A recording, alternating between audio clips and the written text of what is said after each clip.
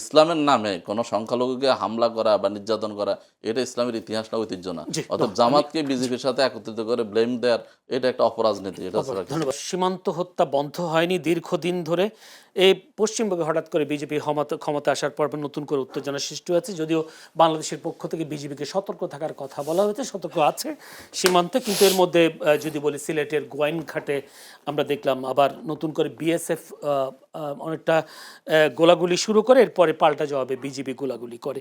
জনাব হাবিবুর রহমান হাবিবের কাছে একটু যেতে চাই। হাবিবুর রহমান হাবিব, দীর্ঘদিন বিএনপি ক্ষমতায় ছিল, বাংলাদেশ সরকার পরিচালনা করেছেন। আপনার কি মনে হয় আসলে সীমান্ত হত্যা বন্ধ হচ্ছে না কেন? যদি বলি স্বাধীনতার পর থেকে তো এই সীমান্ত হত্যা বন্ধ হয়নি। আমি একটা পরিসংখ্যান দিলাম, 2001 সাল থেকে 26 সাল পর্যন্ত প্রায় 1622 জন হত্যা হয়েছে সীমান্তে। বন্ধ হচ্ছে না কেন? ঘাটতি কোথায়? বা বাংলাদেশ সরকারগুলোর আসলে সেই পদক্ষেপগুলো কতটা সবল, কতটা দুর্বল, যার কারণে সীমান্ত হত্যা বন্ধ হচ্ছে না? আপনাকে ধন্যবাদ। আপনার মাধ্যমে চ্যানেল এসে দর্শক শ্রোতাদেরকে আমার সশ্রদ্ধ সালাম, বিজ্ঞ সালামকে আমার শুভেচ্ছা। আসলে বাংলাদেশের সীমান্তে দীর্ঘদিন ধরে স্বাধীনতার পর থেকেই এই ধরনের হত্যাকাণ্ড সংঘটিত হয়ে আসছে। যে সরকারি ক্ষমতা থাকুক না কেন প্রতিবাদ করে, কিন্তু পাল্টা আমরা কিন্তু কোনো কাউকে সীমান্তের ওপারের কোনো লোককে আমরা হত্যাকাণ্ডের ঘটানোর ক্ষেত্রে আমাদের কোনো সুযোগও নেই, আমরা চেষ্টাও করি না। এখন সীমান্ত হত্যাকাণ্ড কখন সংঘটিত হচ্ছে? এখন আমার বক্তব্য হলো যে আমাদের সরকার চেষ্টা করছে পার্শ্ববর্তী দেশের সাথে সম্পর্ক বজায় রেখে। আগের সরকারগুলো ছিল তারাও, মাঝখানে যে সরকারটা ছিল একেবারে ভারতের দাসানুদাস এবং স্বামী স্ত্রীর সম্পর্ক দাবি করতো, তখনও কিন্তু তারা হত্যা করত। এখন স্ত্রীর দেশের মানুষকে তো স্বামীর হত্যা করার কথা না, তাদের কথা মতো। সেখানে কিন্তু তারা, এটা ভারতের মজ্জাগত একটা দোষ যে সীমান্তে কোনো হত্যাকাণ্ড সংঘটিত করতে পারলে তাদের একটা বাহাদুরি, এইরকম ভাবখানা তাদের ভিতরে। এখন এটাকে কি বলবো, ভারতকে অসভ্য বলবো না, ভারতের সরকারগুলি অসভ্য। এটা তো ধরেন আপনার এর আগে যেমন ধরেন আপনার আব্দুল মোমিন সাহেব তো যখন ক্ষমতা পড়াশোনা ছিলেন, উনি বলেন আমাদের লোকেরা যায় কেন ওখানে, গরু চুরি করতে যায় কেন, আনতে যায় কেন, সেই কারণে ভারত মারে। এই যে এর মধ্যে কথা বলে এটা লাই দেওয়া বলে আমাদের গ্রামের ভাষায়। আমরা ওইটা বলতে চাই না। আমাদের এখন বাংলাদেশ জাতীয় দল রাষ্ট্রীয় ক্ষমতা, ভারতের চোখে চোখ রেখে কথা বলার অভ্যাস বিএনপির আছে। এখন নতুন একটা সরকার আসার পরপরই 11 দিনের মাথায় যুদ্ধ শুরু হয়ে গেলো ইরানে, যেখানে সারা পৃথিবী টালমাটাল হয়ে গেলো। তেল ক্রাইসিসে এমন অবস্থা সৃষ্টি হলো, আমাদের দেশের ষড়যন্ত্র, আন্তর্জাতিক ষড়যন্ত্র, দেশের ভিতরে সরকারকে বেকায়দে ফেলার জন্য সিন্ডিকেট, মিনি সিন্ডিকেট, নানান কারণ করেই একটা অবস্থার ভিতরে আছে। এই মুহূর্তে সরকার কঠোর অবস্থায় অবশ্যই যাবে, না যে কোনো উপায় নাই। তো না, আমরা অনেক সময় দেখতাম যে সে হাই কমিশনারগুলোকে তলব করে একটা প্রতিবাদ জানানো হতো, সেটাও তো করছে না বিএনপি। সেটাও করছে না। আমি যদি বলি মে মাসে তো 9 জন হত্যা, হ্যাঁ, এটা তো অনেক বেশি, অনেক বেশি। এটা সরকারের করা অবশ্যই দরকার। আমি মনে করি সরকারটা করবে এবং একটা সময় পর্যন্ত হয়তো তারা কোন ধরনের একটা এর মধ্যে আছে, যে কারণে হয়তো চূড়ান্তভাবে এর প্রতিরোধ আমাদের করতে হবে। তা আমাদেরকে মারবে, আমরা সেখানে চুপচাপ দেখবো, আমরা কাউকে মারতে চাই না, কিন্তু আমাদেরকে মারতে না পারে, এই নীতি আমাদের হওয়া উচিত এবং এই নীতি হবে। এই নীতিতে আমরা ঘাটতি কেন? যদি বলি 2017 সালে নেপালে একজন যুবককে হত্যা করার কারণে নেপালের মানুষ ক্ষোভে বিক্ষোভে ফেটে পড়ে এবং সেই তখনকার যদি বলি অজিত দেওয়াল, তিনি ক্ষমা চাইতে বাধ্য হয়। তাহলে আমাদের দেশে এটা হয়ে গেছে কি সহানুভূতি। আজকে দীর্ঘতনে যে মাঝখানে 18-19 বছর চলে গেল, এই যে সয়ে যাচ্ছে ফেলানি তার লাশ যখন তার কাছে থাকলো, তখন আমরা যে প্রতিবাদটা করি সেই সময় তো ফেটে পড়া হচ্ছে সব মিলে, দলমত নির্বিশেষে, তাই না? যদি বলি 2017 সালে না, তো 17 বছরটা তো না, 2001 থেকে আমি পরিসংখ্যানটা দিই না, 2001 থেকে ছিল। এর একবার দেখছেন তো ইন্ডিয়ান 2001 তো বিএনপি ক্ষমতায় ছিল। না 2001-এ তো হয়েছে। তারপরে বলতেছে যে ভারতের এর একবার বাংলাদেশের ভিতরে ঢুকে পড়লো না, কতজন হতাহত হয়েছে মনে আছে? সেটা কুড়িগ্রামের যেটা বড়াইবাড়ি, 16 জন নিহত হয়েছে। ওইরকম ঘটনা একটা ঘটাতে হবে, তাছাড়া কোনো উপায় নাই। শক্ত হতে হবে, তাছাড়া হবে না। বড়াইবাড়ি গ্রামে বর্ডারের মতো এরকম সে ঢুকেছিল আমাদের গ্রাম, আমরা তো মারতে যাইনি ওখানে, আমাদের ভিতরে ঢুকে গেছিল, আমরা ওটার প্রতিবাদ করেছি। এই প্রতিবাদ করতে গিয়ে হতাহতের সংখ্যা বাড়ছে, ওইটা তাদের মনে আছে। ওই মনে থেকে মাঝে মধ্যে তারা আমাদেরকে হত্যাকাণ্ড ঘটিয়ে তারা ওটা আত্মতৃপ্তি তারা পেতে চায়।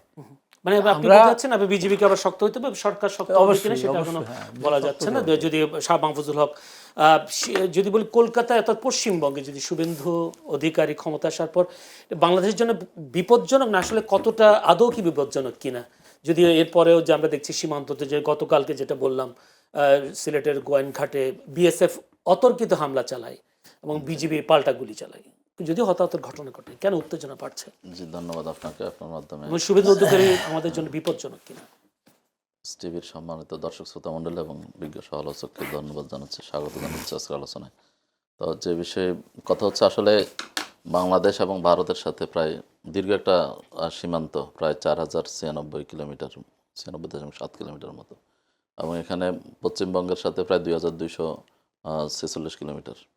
আমি ইতিমধ্যে দেখেছেন আপনি প্রায় তারা 563 কিলোমিটার বাকি রেখে বাকিটা এর আগে তারা কাঁটাতারে বেড়া দিয়েছে।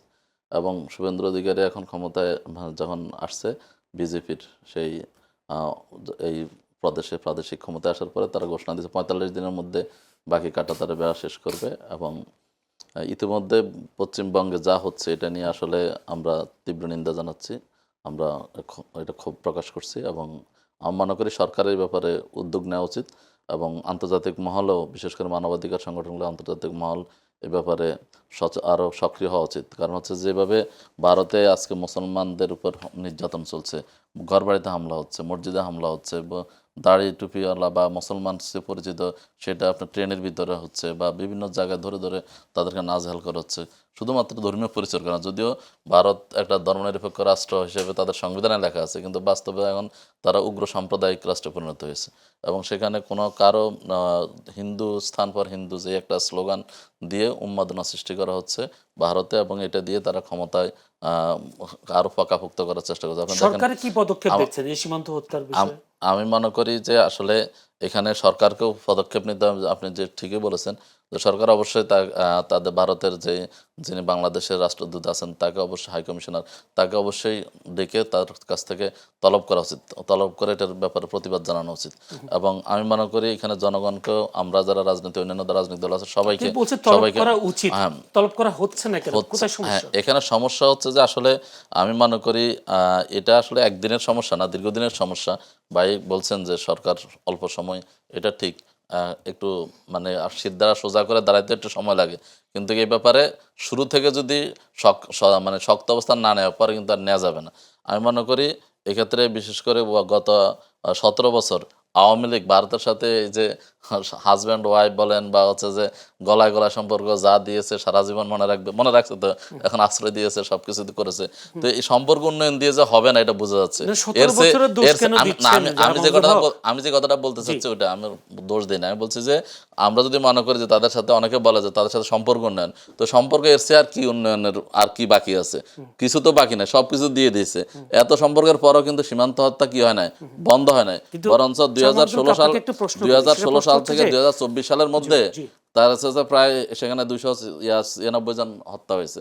আপনি বললেন মে মাসে আমাদের এখানে 9 জন হয়েছে। তো এই জন্য মানুষ সম্পর্ক উন্নয়ন দিয়ে হবে না, এখানে আপনাকে শক্ত হইতে হবে। ওই যে নেপালের যে কথা বললেন, এবং ইতিমধ্যে আমি সরকারকে ধন্যবাদ জানাই, সবসময় বিরোধিতা না, সব ভালো কাজে অবশ্যই আমরা সরকারকে ধন্যবাদ দেবো, সাথে থাকবো, এবং যেখানে ভুল হবে সেখানে আমরা ভুল ধরে দেবো।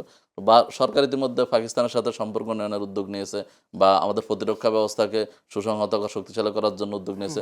আমি মনে করি অবশ্যই ভারত, এবং বিশেষ করে আপনি শুভেন্দু অধিকারীর কথা বলেন, শুভেন্দু অধিকারী যে ভাষায় কথা বলে, বাংলাদেশের স্বাধীনতা সার্বভৌমত্বকে যেভাবে তারা হচ্ছে যে অবমাননা করে, বাংলাদেশকে মানে উই পোকার মতো গলা টিপে মেরে ফেলবে, টিপ দিয়ে মেরে ফেলবে, তারপর হচ্ছে যে গাজা বানায় ফেলবে, এখানে হাসিনারে বাংলাদেশে নিয়ে আসবে, প্রতিষ্ঠিত করবে। একটা স্বাধীন সার্বভৌম রাষ্ট্রের সাথে কীভাবে কথা বলতে হয় সেই জ্ঞানও তার নাই। সে হচ্ছে যে শুভেন্দু অধিকারী এখন হচ্ছে যে আমাদের পশ্চিমবঙ্গের মুখ্যমন্ত্রী হয়ে গেছে। তাহলে এটা আমি মনে করি অবশ্যই তার এই আচরণ, যদি ক্ষমতার আগে জনগণকে উত্তেজিত করে ক্ষমতা আসার জন্য করেছে, এখন যদি সেটা যদি ক্ষমতা আসার পরও যদি তার আচরণ, তার ক্রিয়াকলাপ যদি এভাবে থাকে, তাহলে অবশ্যই সেটা আমাদের জন্য উদ্বেগজনক। এবং আপনি জানেন যে ভারতে যদি মুসলমানদের উপর এইভাবে নিধনযজ্ঞ বা এইভাবে নির্যাতন চলতে থাকে, তারা যদি বাংলাদেশের স্বাধীনতা জন্ম থেকে তারা হচ্ছে যে মূল্যায়ন না করে, মর্যাদা না দেখায়, তাহলে বাংলাদেশের মানুষও তো এটা প্রতিক্রিয়া দেখাবে এবং এটা হওয়া স্বাভাবিক। তখন কি হবে, তখন এই যে দেশের আমাদের দেশে অস্থিতিশীলতা তৈরি হবে এবং এটা বিভিন্ন কুচক্রী মহল সেটা সুযোগ নিতে পারে এবং যারা পরাজিত শক্তি এখন যারা বিভিন্নভাবে আবার ফিরে আসার চেষ্টা করতেছে তারা এগুলো কাজে লাগাইতে পারে। এই জন্য আমি মনে করি সরকারকে আরো বেশি এ ব্যাপারে কঠোর হওয়া উচিত এবং এই আমাদের বড়াই বাড়িতে যে ঘটনা ঘটেছে আমাদের বিজিবিকে অবশ্যই আরো মেরুদণ্ড সোজা করে শক্ত হইতে হবে এবং যে কোনো কর্মকাণ্ডের সেটা জবাব দিতে হবে। আর আমাদেরকেও সচেতনতা তৈরি করতে হবে, মানবাধিকার সংগঠন, সামাজিক সংগঠন, রাজনৈতিক সবাইকে এই দেশের স্বার্থে সেক্ষেত্রে এই আপনি জায়গায় ঐক্যমত্য সরকারকে হতে হবে। কঠোর হতে বলেছেন, কিন্তু বিরোধী দল হিসেবে জামায়াত আছে, বিরোধী দলের পক্ষ থেকে কি ধরনের প্রতিবাদ জানানো হয়েছে? হ্যাঁ, বিরোধী দলের পক্ষ থেকে এটা প্রতিবাদ জানানো হয়েছে এবং আমরা তো শুরু থেকে জামাত, আপনি জানেন ভারত বাংলাদেশে জামাত ইসলামীকে এর আগে একবার একটা ইয়ে আসছিল যে সবাইকে স্বাগতম ভারতে উইদাউট জামাত ইসলামী, মানে স্ট্যান্ড পয়েন্টটা অনেকটা এরকম যে জামাতকে তারা কোনোভাবে অ্যালাউ করবে না বা জামাতের সাথে তাদের ইয়ে নাই, তো জামাতকে তারা ওইভাবে আবার অনেকে মূল্যায়ন করে। আমার এখানে আমি মনে অনেকে করি যারা এসেছেন অনেকে বলেন যে বিজেপির রাজনীতি আর জামাতের রাজনীতি প্রায় একই রকম। না, বিজেপির রাজনীতি আর জামাতের রাজনীতি কখনো একরকম না। এখানে আপনি যদি এখানে বলা হয় এটাকে একটা একইভাবে লেভেল দেওয়ার চেষ্টা করা হয়। আপনি ধর্মভিত্তিক দল বলতে পারেন, আপনি জামাত ইসলামী ধর্মভিত্তিক দল বা ধর্মীয় একটা দল, এরপর হচ্ছে যে বিজেপি হিন্দু ধর্মের অবলম্বন করে তার একটা দল, এদিক থেকে আপনি এক দেখতে পারেন। কিন্তু আপনি দেখবেন বা জামাত ইসলামী 5ই আগস্টের পরে 2024 সালে 5ই আগস্টের পরে যখন এক সরকার ছিল না, সেই সময়টাতে যাতে করে কোনো কুচক্রী মহল বা কোনো স্বার্থান্বেষী মহল হিন্দুদের ঘর বাড়িতে অগ্নিসংযোগ করে বা উপাসনালয়ে হামলা করে যাতে কোনো ক্ষতি করতে না পারে, দেশের ভাবমূর্তি করতে না করতে পারে, আমরা কিন্তু সেদিন মন্দিরগুলো পাহারা দিয়েছি, তাদের বিভিন্ন স্থাপনা পাহারা দিয়েছি। তো তাহলে উল্টা দিকে আপনি এখন পশ্চিমবঙ্গে কি দেখতে পাচ্ছেন, ক্ষমতায় আসার পরে তারা যেভাবে জ্বালাও পোড়া করতেছে সেটা কি আপনি বাংলাদেশে দেখেছেন? বা কখনো বাংলাদেশের কোনো জামাত ইসলামের কোনো নেতা এভাবে বলেছে যে তোমরা সংখ্যালঘুর উপরে হামলা করো, তাদেরকে বাংলাদেশে থাকতে দিবে না, বাংলাদেশ থেকে উচ্ছেদ করো, ভারতে পাঠিয়ে দাও, তাদের বাংলাদেশে ঠিকানা হবে না, এরকম কোনো বক্তব্য আপনি দেখেছেন? তাহলে এটাকে একটার সাথে একটাকে মানে করা তো হবে না। আর জামাত ইসলামী যে ইসলামী ধর্মে ইসলামের ইতিহাস আপনি পর্যালোচনা করে দেখেন, ইসলামের ইতিহাসে সবচেয়ে সংখ্যালঘুরা নিরাপদ। ইসলামী রাষ্ট্র জনকে যদি ভয় দেখায়, ইসলামী রাষ্ট্রের মধ্যে হিন্দুদের বা অন্য ভিন্ন ধর্মের অধিকার রাসূল সাল্লাল্লাহু আলাইহি ওয়াসাল্লাম নিজে সর্বোচ্চ দিয়েছেন। ইসলামের ইতিহাস আপনি যদি আমার একটু সময় দেন আমি একটা উদাহরণ দিতে পারবো, যে হচ্ছে যে হযরত আলী রাদিয়াল্লাহু তাআলা আনহু ইহুদিদের সাথে একটা বর্ম চুরি হয়ে গেছে তার, তিনি সেটা যখন তার রাষ্ট্রপ্রধান খলিফা, কিন্তু তিনি চাইলে নিয়ে আসতে পারতেন, কিন্তু সেটা না, কিন্তু আইনের আশ্রয় নিয়েছেন, সেখানে দেখা যাচ্ছে উপযুক্ত সাক্ষী প্রমাণ দিতে না পারার কারণে তার বিপক্ষে রায় হয়েছে। এবং এই দৃশ্য দেখে যখন খলিফা হেরে গেছে সেটা দেখে তখন ওই ইহুদি সে বলছে না আসলে আমি চুরি করেছি, এই যে ইসলামের সৌন্দর্য সেটা দেখে তখন মুগ্ধ হয়েছে। এবং ওমর রাদিয়াল্লাহু তাআলার ঘটনা আছে, বিভিন্ন খলিফাদের ঘটনা আছে। অতএব ইসলামের নামে কোনো সংখ্যালঘুকে হামলা করা বা নির্যাতন করা এটা ইসলামের ইতিহাস না, ঐতিহ্য না। অতএব জামাতকে বিজেপির সাথে একত্রিত করে ব্লেম দেওয়ার এটা একটা অপরাজনীতি। এটা ধন্যবাদ, অসংখ্য ধন্যবাদ।